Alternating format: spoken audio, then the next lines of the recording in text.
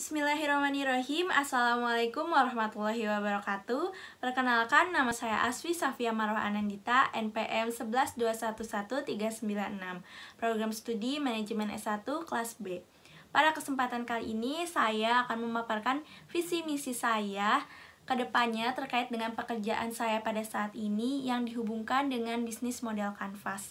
Video ini saya buat untuk memenuhi tugas ujian akhir semester mata kuliah Kreativitas dan Inovasi Bisnis 2 dengan dosen pengampu Bapak Denny Murdani, SIKOM, SMMM. Selamat menonton! Pada saat ini, saya bekerja menjadi seorang wirausaha sebagai reseller dimsum. Saya memiliki visi kedepannya terkait dengan pekerjaan saya pada saat ini, yaitu menjadi seorang wirausaha yang dapat mengembangkan usahanya, yaitu tidak hanya dengan sebagai reseller online saja, tetapi mampu mendirikan kedai dimsum yang dapat dikenal oleh kalangan masyarakat luas, serta mampu mengembangkan potensi diri yang saya miliki dengan menciptakan inovasi baru. Misi saya yang pertama yaitu berusaha membangun kedai dimsum yang memiliki banyak peminatnya dari kalangan masyarakat dengan mengedepankan kualitas rasa yang baik dan dengan penawaran harga yang terjangkau. Kemudian yang kedua, berusaha konsisten menjalankan bisnis dimsum dengan membuka pre-order setiap 1 minggu sekali atau 2 minggu sekali untuk menjadi modal usaha membangun kedai dimsum, dan sebagai modal juga untuk bisa memperkenalkan dimsum saya ini kepada masyarakat. Kemudian yang ketiga itu menjamin atau menjalin komunikasi yang baik dengan produsen dimsum saya, karena dengan menjalin komunikasi itu untuk bisa terus bekerja sama dalam membangun bisnis saya sekarang ini.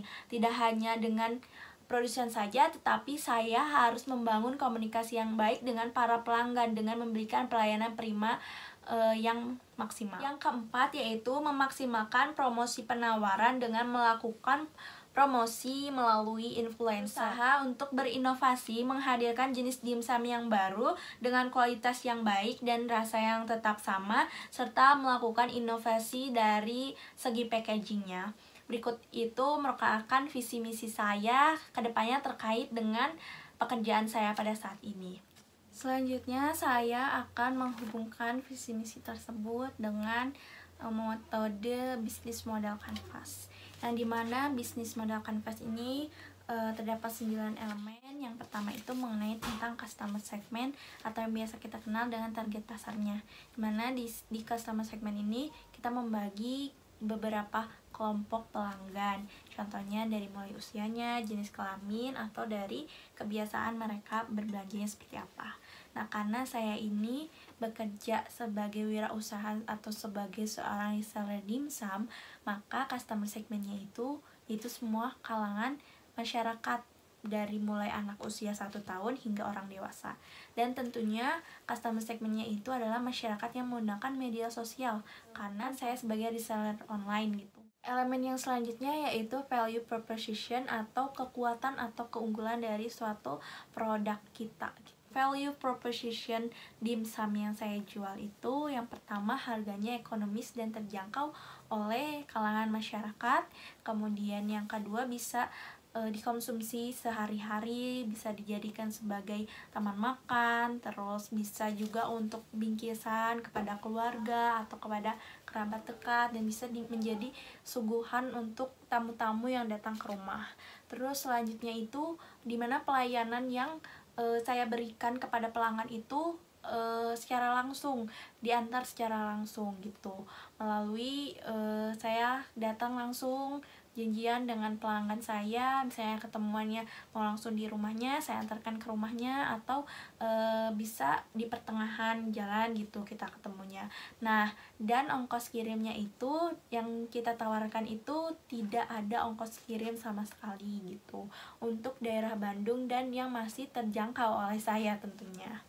Dan kemudian value proposition yang selanjutnya adalah bentuknya yang sangat unik, karena kan kebanyakan biasanya itu dimsum yang dijual itu dalam bentuk yang besar. Nah, yang saya jual ini tuh dimsumnya dalam bentuk yang mini gitu, dan kemudian rasanya itu yang berkualitas ya, karena menggunakan bahan-bahan yang berkualitas, dan tentunya memiliki chili oil yang ciri khas dan beda dari yang kebanyakan orang lain jual gitu.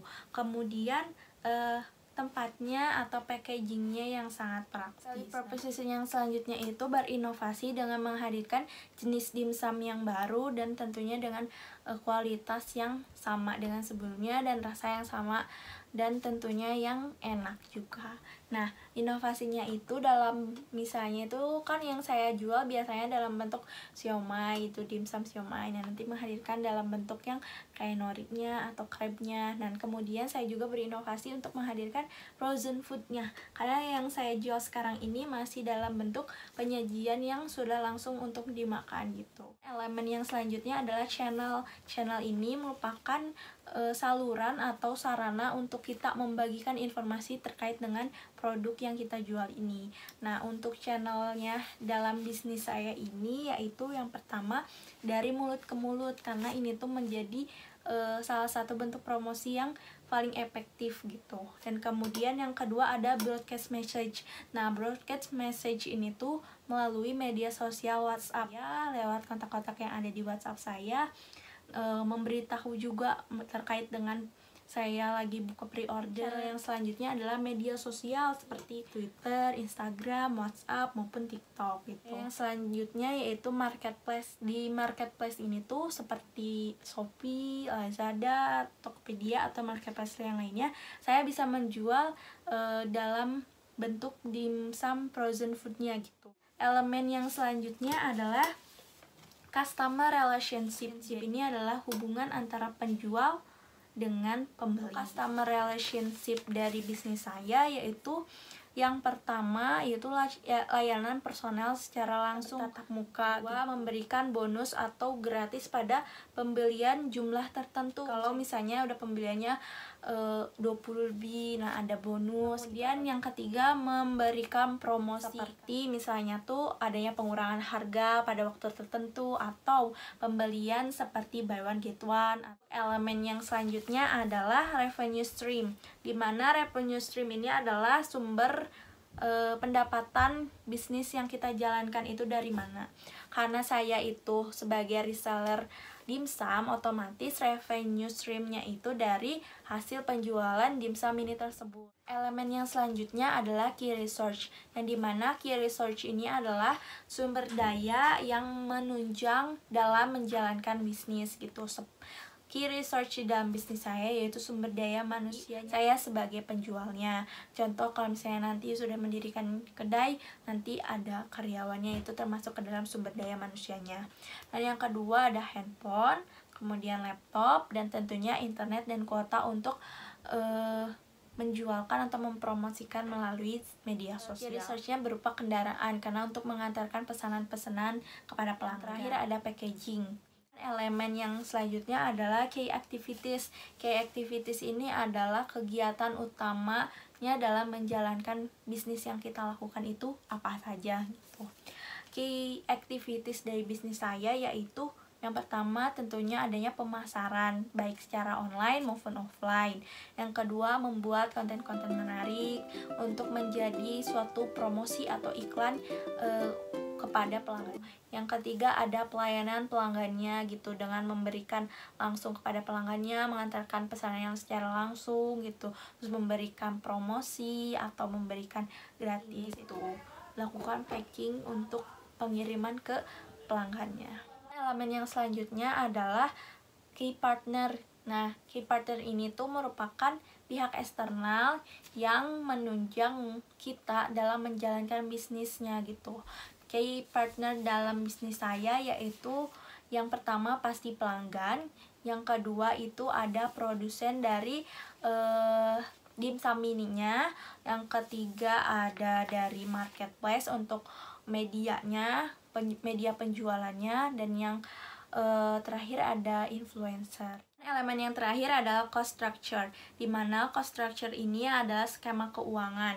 Biaya yang dibutuhkan untuk menjalankan aktivitas bisnis itu disebutkan dalam cost structure.